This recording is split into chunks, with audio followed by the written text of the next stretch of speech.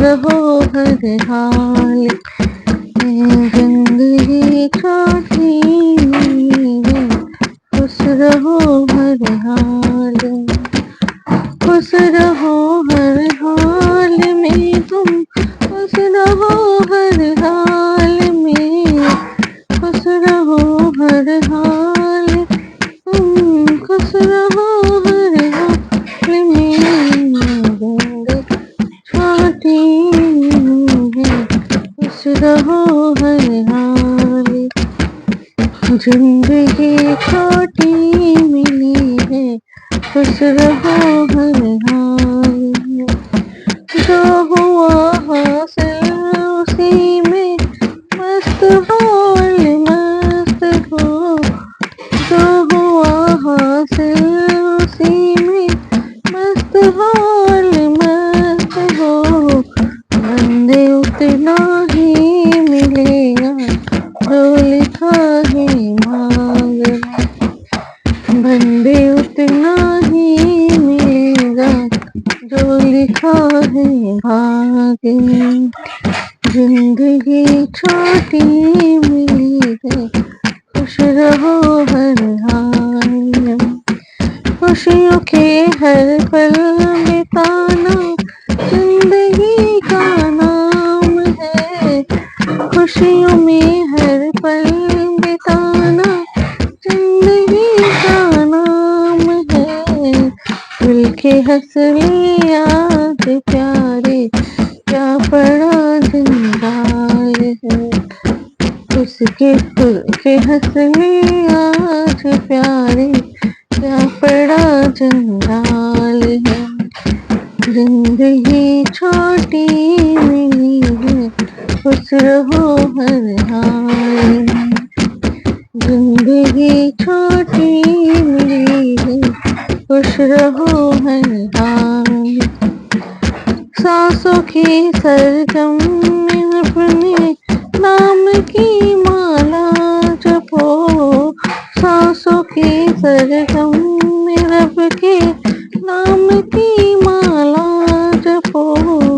क्या पता दे दे दिखाए सांसों के सुर ताल में, क्या पता दे दे दिखाए सांसों के सुर ताल में, जिंदगी छोटी मिली है, खुश रहो हर हाल में, जिंदगी छोटी मिली है, खुश रहो हर हाल में, बीता कल जो जा चुका है, हर्ष है यादें बची, बीता कल जो जा चुका है, हर्ष है यादें बची, आने वाला कल छुपा है वक्त के ही ताल में, आने वाला कल छुपा है वक्त के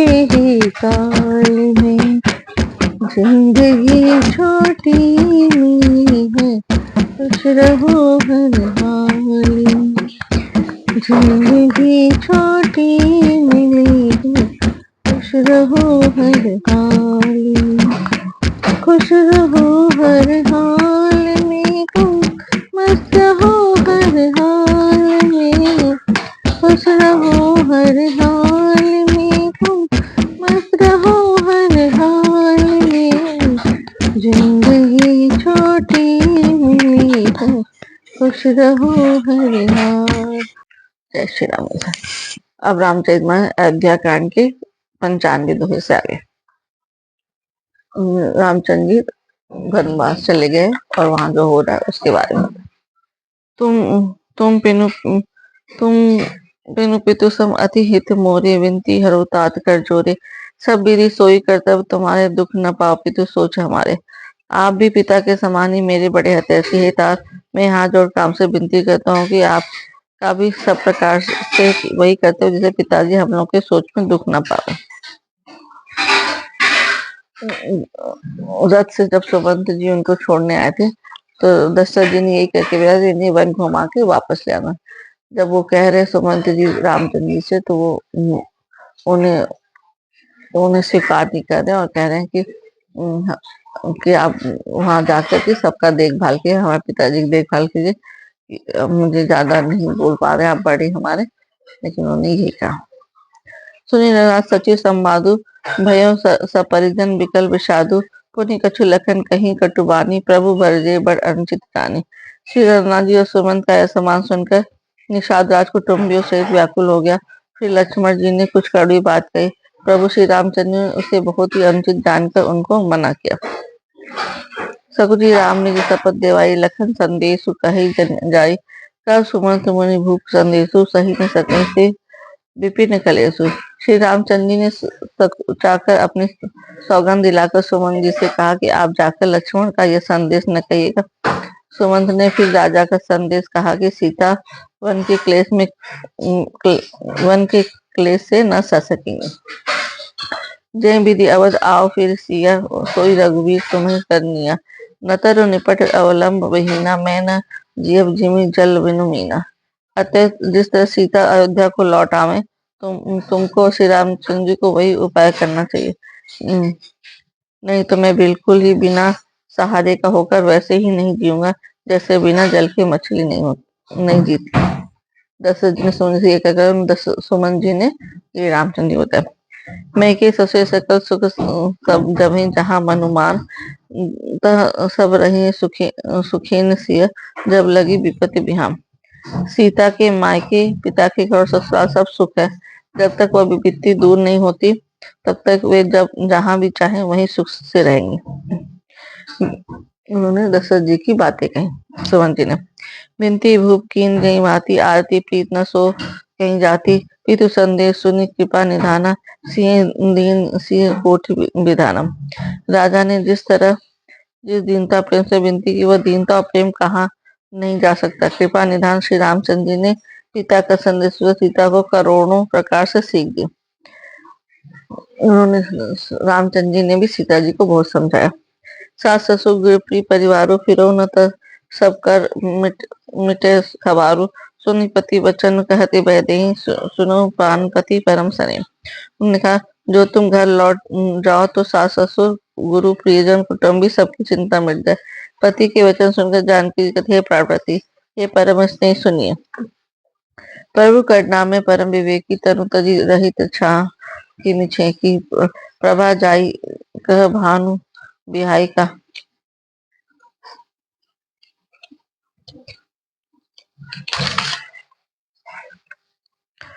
प्रभा जाई कह भानु बिहाई कह चंद्रिका चंद्र तजी जाए। हे प्रभु आप करुणामय परम ज्ञानी कृपा कर विचार तो कीजिए। शरीर को छोड़कर छाया अलग कैसे रह सकती है। सूर्य की प्रभा सूर्य को छोड़कर कहाँ जा सकती है और चांदनी चंद्रमा को त्याग कर कहाँ जा सकती है। वो उनके बिना नहीं रह सकती थी, इसलिए सीता जी ने रामचंद्र से कहा। पति प्रेम में विनय सुनाई कहती सचिव सन गिरा सुहाई तुम पितु ससुर सरित सहितकारी पुत्रु देव फिर अनुचित भारे। इस प्रकार पति को प्रेम में विनती सुनाकर सीता जी मंत्री जी से सुहावनी वाणी कहने लगी। आप मेरे पिताजी और ससुर जी के समान मेरा हित करने वाले हैं। आपको मैं बदले में उत्तर देती हूँ कि यह बहुत ही अनुचित है। आरती बस सन्मुख भई बिलग्न मानव तात आरज सुत पद कमल बिनु बाधी जहाँ लगी नाथ। किंतु हे तात मैं आर्त होकर ही आपके सम्मुख हुई हूँ। आप बुरा न मानिएगा। आर्य पुत्र के चरण कमलों के बिना जगत में जहाँ तक नाते हैं सभी मेरे लिए व्यर्थ हैं। पितु वैभव विलास में ठीठा कृपि मणि मृकट मिलित पद्म पीठा सुख निधान अस पितु गृह मोरे प्रिय विहीन मन भाव न भोरे। मैं पिताजी के ऐश्वर्य की छटा देखी, उनके चरण रखने की चौकी से सर्व शिरोमणि राजा के मुकुट मिलते हैं, अर्थात बड़े बड़े राजा जिनके चरणों में प्रणाम करते हैं। ऐसे पिता का घर भी जो सब प्रकार के सुखों का भंडार पति के बिना मेरे मन को भूल कर भी नहीं भाता। ससुर चकवई कौशल राव भुवन चारिदस प्रकट प्रभाव आगे हुई जय सूर्यपति ले अरद सिंहासन आसन दे। मैं ससुर कौशल राज चक्रवर्ती सम्राट है। मेरे ससुर कुशल चक्रवर्ती सम्राट जिनका प्रभाव 14 लोकों में प्रकट है, इन भी आगे होकर उनका स्वागत करते हैं और अपने आधे सिंहासन बैठने के लिए स्थान देते हैं। ससुर एतादृश अवध निवासो प्रिय परिवार मातु सम सासु बिनु रघुपति पद पदुम परागा मोहि केहू सपने सुखद न लागा। ऐसे ऐश्वर्य प्रभावशाली ससुर, उनकी राजधानी अयोध्या का निवास, प्रिय कुटुंबी और माताएं के समान सासुएं, ये कोई भी श्री रंगनाथ जी के चरण कमल की रज के बिना मुझे स्वप्न में भी सुखदायक नहीं लगती। अगम पंथ वन भूमि पहारा कहीं करी के हरिसर सरित अपारा कोल की रात को रंग भयंकर मोहि सब सुखद प्राणपति संग। दुर्गम रास्ते, जंगली धरती, पहाड़ी, हाथी, सिंह अर्थात तालाब एवं नदियां, कोल, भील, हिरन और पक्षी प्राणपति ये साथ रहते हैं ये साथ रहते ये सभी मुझे सुख देने वाले होंगे। सासु ससुर सन मोर हितु विनय करब परिपाय मोर सोचु जन करी कछु में मन सुख सुभाए। अतः सास और ससुर के पांव पड़कर मेरी ओर से विनती की जाए कि वे मेरा कुछ भी सोच न करें। मैं वन में स्वभाव से ही सुखी हूँ। प्राणनाथ प्रिय देवर साथा वीर धुरीन धरे धनु भाता नहीं मग श्रम भ्रमु दुख मन मोरे मोहि लगी सोच करें जनि भोरे। वीरों में अग्रगण्य तथा धनुष और बाणों से भरे तर्कस धारण के मेरे प्राणनाथ और प्यारे देवर साथ हैं। इससे मुझे न रास्ते थकावट है, न भ्रम है और न मेरे मन में कोई दुखी है। आप मेरे लिए भूल कर भी सोच न करें। सुनि सुमंत सिय शीतल वाणी भयो विकल जनु फनि मन हानि नयन सूझनी सुनी न काना कहीं न सके कछु अति कुलाना। सुमन सीता जी की शीतल सुनकर ऐसे व्याकुल जैसे सांप मणि खो जाने पर, नेत्रों से कुछ सस्ता नहीं, कानों से सुनाई नहीं देता। ये बहुत व्याकुल हो गए, कुछ कह नहीं सकते। राम प्रबोध कीन बहुभांति तदपि होती नहीं शीतल छाती जतन अनेक सात हित कीन्हे उचित उत्तर रघुनंदन दीने। श्री रामचंद्र जी उनका बहुत प्रकार से समाधान किया तो भी उनकी छाती ठंडी नहीं। साथ ही चलने के लिए मंत्री ने अनेकों यत्न किए, युक्तियां पेशी पर रघुनंदन श्री राम जी उन सब युक्तियों को यथोचित उत्तर देते गए। मिट जाई नहीं राम रजाई कठिन करम गति कछु न बरसाई राम लखन सी पद सिर नाई फिरे बनिक जिमि मूर गवाई। श्री राम जी की आज्ञा मीटी नहीं जा सकती, कर्म की गति कठिन है, उस पर कुछ भी वश नहीं है चलता। श्री राम और लक्ष्मण सीता जी के चरण श्री नाव का सुमंत इस तरह लौटे जैसे कोई व्यापी अपना मूलधन गवा कर लौटे। सुमंत जब वहां से लौट चले लेकिन उनको दुखी होकर लौटे। रतु हाँ के है राम तन है नाही देख निषाद विषाद बस धुने शीस पछिताए। सुमंत ने रथ को हाँका, घोड़े से श्री रामचंद्र जी की ओर देख देख हिलाते हैं। यह देखकर निषाद लोग विषाद के वश होकर सिर धुन धुन कर पछताते हैं। निषाद जहाँ श्री रामचंद्र जी के थे वहां के प्रधान थे, निषाद राजा थे। जासु वियोग विकल पशु ऐसे प्रजा मातु पितु जी कैसे बरबस राम सुमन से पठाए सुरसरी तीर आप तब आए। जिनके वियोग से पशु इस प्रकार व्याकुल है, उनके वियोग से प्रजा माता पिता कैसे जीते रहेंगे। श्री रामचंद्र ने जबरदस्ती सुमन को लौटाया, तब आप गंगा जी के तीर पर आए। सुमन को लौटा के गंगा जी के तीर पे आ गए। मांगी नाव न केवट आना कहीं तुम्हार मरो में जाना चरण कमल रज कहूँ सब कहीं मानुष करण मोरी कछु हाय। श्री राम ने केवट से नाव मांगी पर वह लाता नहीं। वह कहने लगा मैंने तुम्हारा मन जान लिया। तुम्हारी चरण कमलों की धूल के लिए सब लोग कहते हैं कि वह मनुष्य बना देने वाली कोई जड़ी है। केवट जो चला रहा था उससे राम जी नाम मांगे, लेकिन वो कहे हम आपके बारे में जान लिए कि आपकी चरण धोने से ही सब कल्याण होने वाला है। छुएत शिला भई नारी सुहाई पाहन ते न काठ कठिनाई तरी न मुनि धरनी हो जाए बाट पर मोरी नाव बढ़ाए। जिसके छूते पत्थर की शिला सुंदर सी हो गई, मेरे नाव तो काठ की है, काठ पत्थर से कठोर तो होता नहीं, मेरी नाव भी मुनि की सी हो जाएगी। इस प्रकार मेरी नाव उड़ जाएगी और मैं लौट जाऊंगा, अथवा रास्ता रुक जाएगा जिससे आप पार ना हो सको। मेरी रोजी मारी जाएगी, मेरे कमाने खाने की राह ही मारी जाएगी। यही प्रतिपालो अबु परिवार सबु परिवारों नहीं जानो कछु और कबारू, जो प्रभु पार अवसी गा गा चाहूं, मोहि मद पदम पखारन कहूं। तो मैं इसी नाव से सारे परिवार पालन करता, दूसरा कोई धंधा नहीं जानता। हे प्रभु, यदि तुम अवश्य पार जाना चाहते हो तो मुझे पहले अपने चरण कमल पखारने के लिए कह दो। केवट जी को पता था कि उन्होंने वन में पत्थर छोड़ दिया था जिससे अहिल्या अहिल्या जिंदा हो गई थी। तो वो सोच रहे कि नाव में बैठेंगे रामचंद्र जी तो हमारी नाव भी पता नहीं क्या बदल जाएगी। तो इसलिए पहले मैं आपका पैर पखारना चाहता हूँ, जिसकी जिसकी वजह से बहुत बड़ा भाग्य। छंद पद कमल धोई चढ़ाए नाव, नाथ उतारे चहो मोहि राम राव रे। आन दस सपत सब साची कहो बर, भीर मारो लखन पे जब लगी न पाए पखारी हूँ, तब लगी न तुलसीदास नाथ पाल पार उतारी हूँ। हे नाथ, मैं चमन कमल धोकर आप लोगों को नाव पर चढ़ा लूंगा, मैं आपसे कुछ उतराई नहीं चाहता। हे राम, मुझे आपकी दुहाई और दशरथ जी की सौगंध है, मैं सब सच सच कहता हूँ। लक्ष्मण भले ही मुझे तीर मारे, पर जब तक मैं पैरों को पखार लूंगा तब तक मैं तुलसीदास के नाम हे कृपालु में पार नहीं उतारूंगा। सुनकर वट के बैन प्रेम लपेटे अटपटे विह से करुणायन चितई जानकी लखन तरम।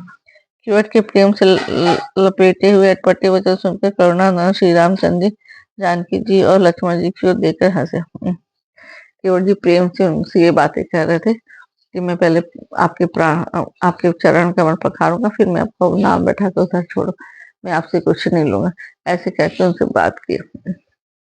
जय श्री राम। जय मंगल भवन मंगल हारी, जबहुत दशरथ अजर बिहारी। राम सिया राम जय जय राम, राम सिया राम जय। ओ यही वही जो राम रचि राखा, काकर कर्क मर वही साखा। राम राम सिया राम जय जय राम, राम सिया। तीन दयाल बिरद संभारे, हरहु नाथ मम संकट भारे। राम सिया राम राम राम सिया राम जय जय राम।